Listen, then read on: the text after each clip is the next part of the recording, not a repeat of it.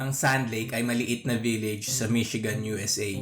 Madaming panlabas na aktibidad ang pwedeng gawin dito, tulad ng paglangoy, pangingisda, kayaking at hiking.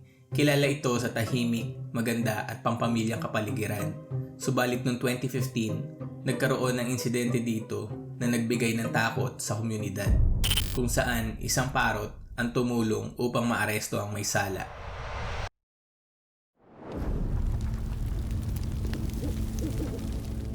Campfire Stories. Kinahaponan ng May 11, 2015, ang mag-asawang Marty Durham, 46 years old, at Glenna Durham, 47 years old, ay nakaupo sa harap na beranda ng kanilang tahanan sa Sand Lake, Michigan.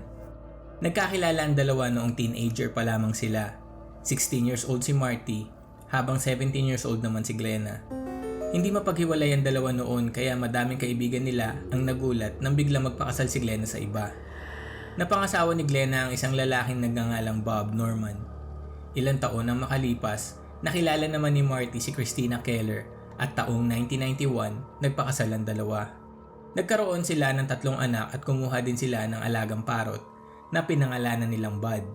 Habang si Glenna naman at ang kanyang asawa ay nagkaroon ng 2 anak. Taong 1995, nagkaroon ng malalang aksidente sa sasakyan si Marty. Habang papauwi galing sa trabaho, isang truck ang nagbeat ng red light at bumangga sa kanya.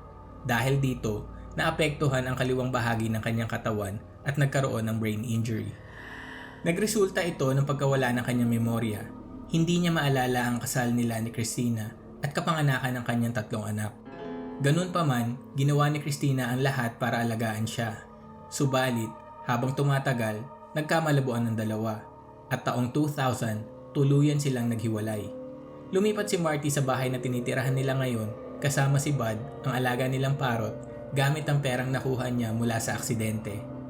Para sa kanya, perpekto ang lugar na to dahil bukod sa pangingisda, mahilig din si Marty mangaso at sa likod ng bahay nila ay isang malawak na kakahuyan kung saan malaya siyang gawin ito. Sa mga panahon na to, naghiwalay na din si Glenna at ang kanyang asawa. Taong 2001, tumira si Glenna sa bahay na to kasama si Marty at noong 2004, nagpakasal ang dalawa. Habang nakaupo sila sa beranda, nabanggit ni Marty ang pinaplano nilang family vacation sa susunod na linggo. Pinapaayos na niya ang jet ski na gagamitin nila at nasasabik na siya na makasama ang kanyang mga anak. Maya-maya, may tumawag sa kanila, si Connie Rim.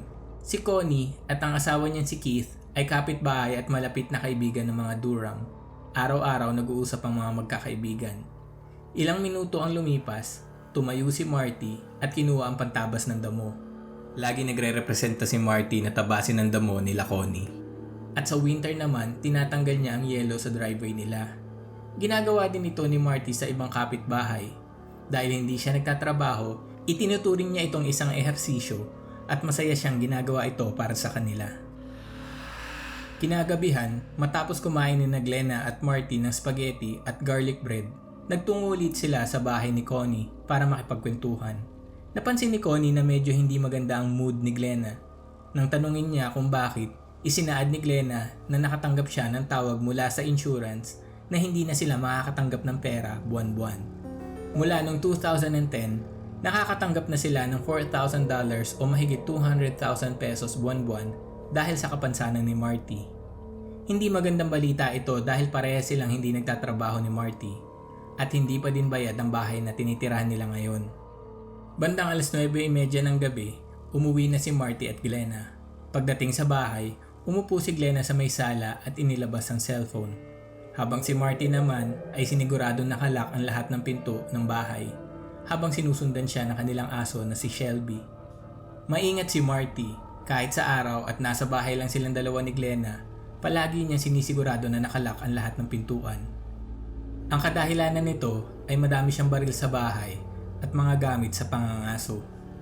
Alam niyang magiging bayolente kaagad ang sitwasyon kung sakaling may taong makapasok sa loob ng bahay. Nagsabi si Marty sa kanyang asawa na matutulog na siya at nagtungo sa banyo. Medyo amoy pintura pa ang banyo dahil kakatapos lang pinturahan nito ni Marty. Nagsipilyo siya at pagkatapos kinuha ang bote ng gamot na nakalagay sa ibabaw ng tokador. Binuksan niya ito at sinubo ang isang tableta. Gamit ang baso, kumuha siya ng tubig mula sa gripo at uminom. Gamot ito para sa nararamdamang sakit ni Marty sa kanyang binti at likod mula sa aksidente. Pinatay niya ang ilaw at nagtungo sa kanilang kwarto. Pagbukas niya ng pinto, natawa siya dahil nagmumura si Bud. Isa sa madaming alam na salita ng alaga niyang parot ay ang pagmumura. Kilala ang African Grey bilang isa sa mga pinakamatalinong ibon sa buong mundo. Sinasabing kaya nila matuto ng hanggang 1,000 salita at gayahin ang eksaktong boses ng mga taong nadidinig nila. Nagtanggal ng damit si Marty, pinatay ang ilaw at tumupo sa kama. Habang nakaupo, tinanggal niya ang brace na suot niya sa kanyang binti. Nag-goodnight siya kay Bud at humiga. Bandang 5:00 ng umaga, biglang nagising si Marty nang marinig niya ang isang sigaw mula sa isang tao. Naalimpungatan siya at tinignan ng paligid. Nakita niya na bukas ang cabinet niya. Maya-maya, naaninag niya sa malimlim na ilaw galing sa labas at sinag ng buwan na may tao sa loob ng kwarto nila. Napansin din niya na may hawak itong baril. Biglang natakot si Marty at napasigaw. May 12, 2015, bandang 7:30 ng umaga, habang papasok si Connie sa trabaho, nakarinig siya ng 2 putok ng baril sa may bahay nila Marty. Hindi niya masyado ito inisip dahil madalas nangangaso si Marty sa kakahuyan sa likod ng bahay nila. Bandang hapon, tumawag ang asawa ni Connie na si Keith. Si Keith ay isang truck driver at nasa biyahe siya noong araw na yon. Ipinaalam niya na nag-aalala siya dahil hindi sumasagot si Marty sa kanya. Hindi ito normal dahil sa mga nagdaang taon, sumasagot agad si Marty sa mga tawag niya at text. Napag-isipan ni Connie na dumaan sa bahay ng mga Durham pagkatapos ng trabaho. Pagkatok niya sa pintuan, ang nadinig lang niya ay ang mga tahol ni Shelby. Nakakapagtaka ito dahil hindi nila iniiwan ang aso nila kahit saan sila magpunta. Sinubukan niya tawagin ng mag-asawa, ngunit wala siyang nadinig na sumagot. Kinagabihan ng araw na yon, tinext niya si Glenna. Pagkagising niya na May 13, 2015, napansin niyang hindi pa din sumasagot ang mag-asawa. Sa mga oras na to, nag-aalala na si Connie. Kaya sinubukan niya ulit puntahan ang bahay ng mga Durham bandang 3:30 ng hapon. Pagkatok niya, wala pa din nagbukas ng pinto at nadinig niya uli si Shelby na tumatahol mula sa master's bedroom ng bahay. Sa pagkakataong ito, sinubukan niya nang buksan ang pintuan sa harap ng bahay. Nagulat siya na malaman niyang hindi nakalak ang pinto. Alam niya kung gaano ka-strikto si Marty sa paglalak ng mga pintuan, kaya kahina-hinala ito. Dahan-dahan siyang pumasok sa bahay habang tinatawag niya si Marty at Glenna. Natigilan siya na makita niyang nagkalat ang mga gamit sa sala. May mga papel na nakakalat sa sahig, nakataob ang mga lamesa, at may lampara sa sahig. Masinop sa bahay ang mag-asawa, kaya alam niyang may hindi magandang nangyari dito. Habang tinitignan niya ang itsura ng bahay, nadinig niya ang tahol ni Shelby. Nagtungo siya sa master's bedroom. Pagbukas niya ng pinto, nakita niyang may mga kumot sa sahig. Hinakbangan niya ito at lumapit kay Shelby na nasa kabilang side ng kama. Paglapit niya, natakot siya sa kanyang nakita. Doon sa sahig ng gilid ng kama, nakita niya ang katawan ni Marty. Walang ibang suot kung hindi brief. Puno ng dugo ang dibdib at muka. May hawak-hawak din siyang kumot. Mabilis na umikot si Connie pabalik sa pinanggalingan niya, pero bago pa siya makatakbo, napatingin siya sa lapag. Doon sa ilalim ng mga kumot na hinakbangan niya, nakita niya si Glenna. Maputla ang muka at puno ng dugo ang buhok. Nagmadaling lumabas si Connie habang sumisigaw. Papunta dapat siya sa kapitbahay para humingi ng tulong, subalit nakita niya ang mga bumbero di kalayuan sa bahay nila Marty. Tumakbo siya papunta sa kanila at inilarawan ng kanyang nakita sa isang bumbero. Tinawag ng bumbero ang dalawa niyang kasamahan at nagtungo sila kasama si Connie pabalik sa bahay nila Glenna at Marty. Pagkakita ng mga bumbero sa mag-asawa, alam nilang crime scene na ito, kaya tumawag agad sila ng pulis at lumabas ng bahay. Isang oras sa makalipas, bandang 4:30 ng hapon, dumating ang State Trooper Sergeant na si Gary Wilson. Nakita niya ang mga bumbero, paramedics at ibang pulis sa labas ng bahay. May ideya na siya sa kung ano ang nangyari dahil ibinahagi na ito sa kanya ng 911 dispatcher. Pagkakita niya sa katawan ni Marty, alam na niya agad na wala na itong buhay. Sinubukan nilang kunin si Shelby na nakahiga malapit sa katawan ni Marty na tila pinoprotektahan nito. Humingi sila ng tulong kay Connie para mailabas si Shelby ng kwarto. Habang nangyayari ito, napatingin si Sergeant Wilson kay Glenna. May napansin siya, lumapit siya kay Glenna at lumuhod. Pagkahawak niya sa leeg ni Glenna para tignan kung may pulso pa ito, biglang bumukas ang mata ni Glenna at umupo, sabay sigaw ng pangalan ni Marty. Tinawag agad ni Sergeant Wilson ang mga paramedic. Nilagay nila si Glenna sa stretcher at mabilis na isinakay sa ambulansya. Pagkaalis ng ambulansya, tinawag ng isang pulis si Sergeant Wilson. Ipinakita ng pulis ang natagpuan niyang baril sa ilalim ng upuan sa sala. Ang baril na ito ay isang Ruger Single 6 revolver. Agad nila itong pinadala sa forensic ballistic upang malaman kung ito ba ang ginamit na baril sa krimen. Pero may hinala na si Sergeant Wilson na malamang ito na nga ang baril na ginamit. Nakakita din sila ng mga shell casing at bala sa ibabaw ng kama. Natagpuan din nila ang bukas na safe sa loob ng cabinet. Naisip nila na maaaring galing dito ang baril. Nakakita din sila ng mga bakas ng dugo mula sa kwarto hanggang sa sala. At isang unan sa sala na may 2 tama ng bala. Sinubukang kapanayamin ni Sergeant Wilson si Glenna, subalit ayon sa mga doktor, hindi pa nila ito nire-rekomenda dahil kinakailangan ni Glenna magpagaling. Napagkaalaman niya na nagtamo si Glenna ng isang tama ng bala sa kanang tenga na tumama sa ulo niya. Dahil hindi pa niya ma-question si Glenna, sinubukan niya muna kumuha ng impormasyon mula sa pamilya ng mag-asawa. Kinabukasan, May 14, 2015, nagpaalam ang 3 anak ni Marty kung maaari ba silang pumasok sa bahay ng kanilang ama para kunin si Bud ang alagang ibon ni Marty at ang kanilang aso na si Shelby. Pinayagan sila kaya nagtungo ang magkakapatid sa bahay ng kanilang ama. Pagpasok nila, nalungkot sila dahil sa mga gulong itsura ng bahay. Hindi sila sanay na makita ito sa ganitong sitwasyon. Sinubukan nilang ayusin ang kalat nang may mapansin silang Manila envelope sa sahig. Nang tignan nila ang nilalaman nito, alam nilang kailangan nila ipakita agad ito sa mga pulis. Kinuha nila si Bud at dinila sa kanilang ina na si Christina, habang si Shelby naman ay inuwi ng isang anak ni Marty. Pagkakita ni Sergeant Wilson sa nilalaman ng Manila envelope, may hinala na siya sa kung ano ang nangyari noong umaga na yun. Pero kailangan niya muna makasigurado kung tama ba ang nasa isip niya. In-interview ni Sergeant Wilson ang mga anak ni Marty. Tinanong niya ang panganay na anak ni Marty na si Justin kung may kilala ba siyang maaaring gumawa nito, kaaway o mga taong may galit sa kanilang ama. Walang maisip si Justin na maaaring gumawa nito dahil ayon sa kanya kasundo ng tatay niya ang mga kapitbahay niya at walang naikwento si Marty na may kaaway siya. Nabanggit ni Justin na may iniinom na gamot si Marty para sa kanyang sakit na nararamdaman at itong gamot na ito ay mabenta sa mga adik. Nagkaroon ng teorya si Sergeant Wilson na maaaring may taong pumasok sa bahay nila Marty at Glenna na may intensyon na nakawin ang gamot na ito. Sa mga panahon na yon, may opioid epidemic sa buong Amerika at madami nang nabalita na may mga tao na gumawa ng karumal-dumal upang mahawakan ng ganitong klase ng gamot. Matapos ang interview niya kay Justin, kinapanayam din niya ang 2 pang anak ni Marty at ganun din ang kanilang sinabi.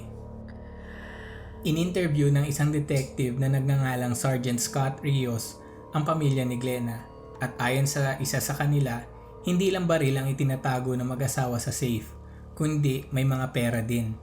Nang balikan nila ang safe, wala silang natagpuan na pera, kaya naisip ni Sergeant Wilson na maaaring hindi lang gamot ang habol ng taong gumawa nito, kundi nakawan din ang mag-asawa ng pera. Kaya in-interview niya ang lahat ng mga kaibigan ni Marty at Glenna, subalit wala siyang nakuhang lead mula sa kanila.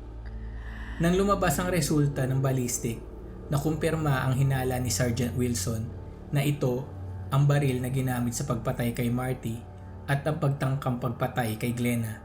Lumabas din sa autopsy report na nagtamo si Marty ng 5 tama ng bala, 3 sa kanyang dibdib, 1 sa braso at 1 sa likod. May natagpuan ding mga hibla ng buhok sa kanyang kanang kamay. Hindi malaman kung galing ito sa aso nila o sa taong pumatay sa kanya.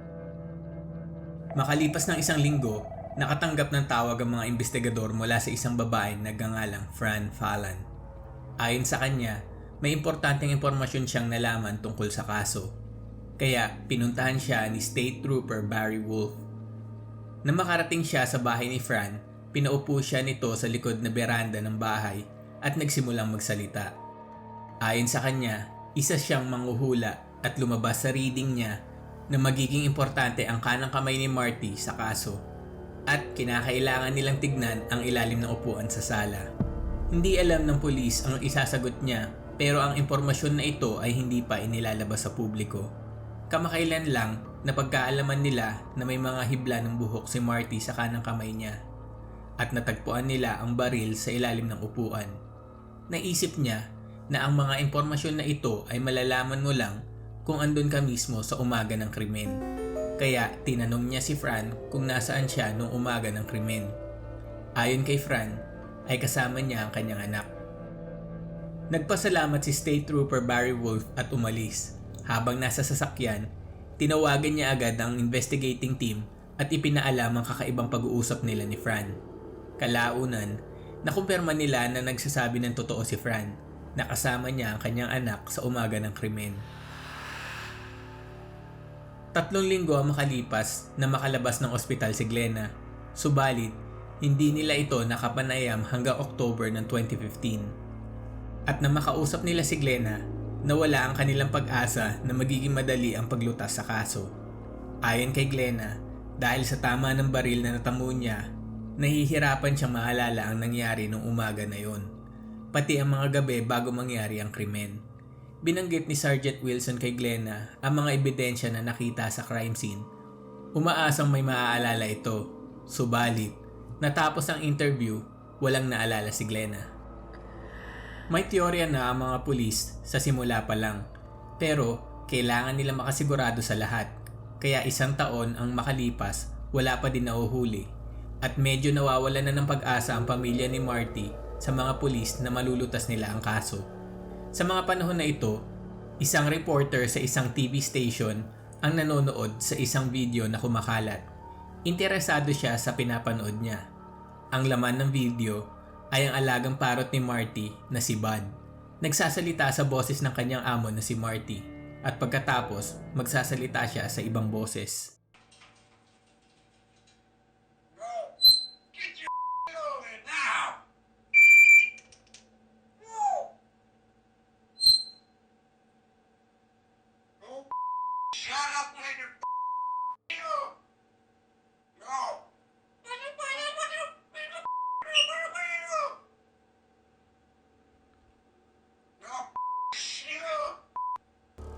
Nadinig na niya ang kaso ni Marty, kaya sigurado siya na ang sinasabi ni Bud ay reenactment ng nangyari ng umaga ng krimen.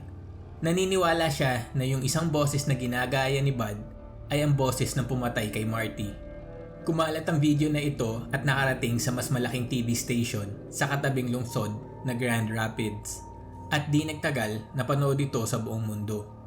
Umaasa ang pamilya ni Marty na magbibigay ito ng pressure sa mga pulis na magsagawa ng pag-aresto. Naging matagumpay sila dahil paglipas ng 3 linggo, June ng 2016, nagkaroon ng pag-aresto. Pero ipinaliwanag ng mga pulis na walang kinalaman ng video ni Bud. Nagkataon lang na sa mga panahon na ito nakabuo na sila ng solidong kaso at tiyak na sila sa mga nangyari dahil sa mga nadagdag na ebidensyang nakuha nila. Natuklasan na din nila kung saan napunta ang pera na nawawala mula sa safe ni Marty. Base sa mga interview na isinagawa ng mga pulis at ebidensyang nakuha, ito ang pinaniniwalaan nilang nangyari sa umaga na May 12, 2015. Habang papalapit sa kwarto ang salarin, gamit ang cellphone, inilawan niya ang dinadaanan niya. Binuksan niya ang cabinet kung saan nakalagay ang safe at kinuha ang baril. Ang Ruger Single 6 revolver. Kinakabahan siya pero humingi siya ng malalim at hinigpitan ang hawak sa baril. Lumapit siya sa kama at nagsimulang sumigaw. Naalimpungatan si Marty at napaupo sa kama. Nag-ingay din si Bud. Napasigaw si Marty na maaninag niya ang hawak na baril ng salarin. Kaya nagmadali siyang tumayo pero dahil wala siyang suot na brace, Nakaramdam siya ng sakit sa kanyang binti. Kinausap niya ang salarin at lumapit dito. Tinaas ni Marty ang kanyang kamay habang naglalakad papalapit. Pero paglapit niya, kinasa ng killer ang baril. Napasigaw si Marty ng "Don't f***ing shoot!" Subalit, pinaputukan siya ng 3 beses sa dibdib. At nang patumban na si Marty, nagpaputok pa uli ng 2 beses ang salarin. Tumama ito sa braso at likod ni Marty. Pagkatapos ay inilagay niya ang ibang bala sa ibabaw ng kama at pumasok sa banyo. Nagtagal siya dito ng ilang oras. Pagkalabas niya, dala-dala ang Manila envelope. Dumiretso siya sa sala. Kinalat niya ang mga papel sa sahig. Naglakad siya papunta sa pintuan sa harap ng bahay at tinanggal ito sa pagkakasarado. Pagkatapos ay bumalik siya sa sala. Alam niyang kailangan na niyang gawin ang pinakamahirap na parte ng kanyang plano. Umupo siya sa upuan at kumuha ng unan. Itinutok ang baril sa kanang tenga at pinaputok ito. Subalit hindi ito tumama kaya muli niya itong itinutok at pinaputok. Sa pangalawang pagkakataon, tumama na ito at nagsimula agad dumugo ang kanyang tenga. Nagresulta ito na matabig niya ang lampara sa tabi at tumumba sa sahig. Nahulog din ang baril na napunta sa ilalim ng upuan. Pagkatapos nito, bumalik siya sa kwarto. Habang naglalakad ay tumutulo ang dugo niya sa sahig. Pagpasok sa loob ng kwarto, kumuha siya ng kumot, nagtaklob at humiga sa sahig. Lumabas sa investigasyon na si Glenna Durham, ang asawa ni Marty ng 11 years, ang bumaril sa kanya. Madami ang nagsasabi na balak magpakamatay ni Glenna dahil ito sa mga sulat na natagpuan sa loob ng Manila envelope. Mga sulat ito para sa kanyang 2 anak at dating asawa na kung saan humihingi siya ng tawad at ipinapaalam niya kung gaano niya sila kamahal. Subalit, madami din na nagtatanong kung bakit niya sinetap ang crime scene na para pagmukaing may ibang taong gumawa. Napagkaalaman na ang sugat na natamo ni Glenna ay hindi nakakamatay. Ayon din sa isang neurologist, na posible pa siyang maglakad matapos niya matamo ang sugat at hindi din ito magre-resulta sa pagkawala ng memorya. Tinanong si Glenna kung bakit niya ginawa ito, pero ayon sa kanya, hindi niya magagawa ang gantong klaseng bagay kay Marty. At itinanggi din niya na siya ang sumulat sa mga sulat na natagpuan sa loob ng Manila envelope. Pero base sa mga ebidensyang nakita sa crime scene, may mga envelope na natagpuan sa banyo ng master's bedroom. Kasama nito ay ang mga papel at ballpen. Sa tabi nito, may nakita din silang ashtray na puno ng sigarilyo. Pinaniniwalaan din na hindi namatay agad si Marty. Base sa kumot na natagpuan na hawak-hawak niya na matagpuan siya, mabagal ang pagkamatay niya. Maaaring buhay pa si Marty habang nagsusulat si Glenna sa banyo. Nantignan din ang cellphone ni Glenna. Nakita nila ang search history nito.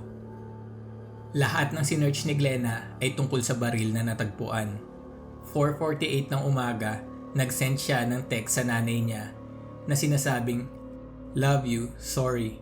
9 na segundo makalipas, nag-search ulit siya sa internet tungkol sa Ruger New Model Single 6 Single Action Revolver at wala nang activity ang nangyari sa cellphone niya pagkalipas ng 4:55 ng umaga.